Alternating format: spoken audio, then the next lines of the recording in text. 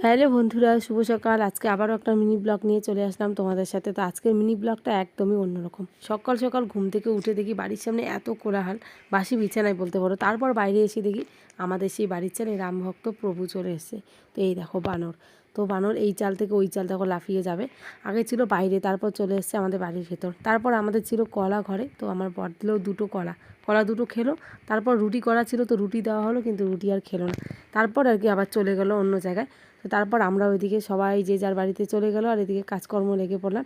তো এদিকে বিছানাপাটি গুছিয়ে নিলাম, আর সোনামাকে হাত মুখ ধুয়ে দিয়েছি। দেওয়ার পর ওকে ক্রিম মেখে দিয়েছিলাম মুখে। দেওয়ার পর ওকে খাওয়ালাম। খাওয়ানোর পর রাস্তায় এসেছি একটুখানি ওকে ঘোরাঘুরি করাতে। আসলে এদিকে বাসি কাজকর্ম প্রায় বলতে পারো শেষ। আমার শাশুড়ি মা স্নান করে আসবে, তারপর মাকে দিয়ে আমি স্নান করব। স্নান করে এসেই সোজা রান্নাঘরে একদিকে বসিয়ে দিয়েছি মাছ ভাজা, আর একদিকে করছি চা। আর রান্না হয়েছে পুঁইশাক চচ্চড়ি, গুঁড়ো মাছ বেগুন দিয়ে, তার সাথে বরবটি আলু ভাজা। আর এদিকে এখন ভাতও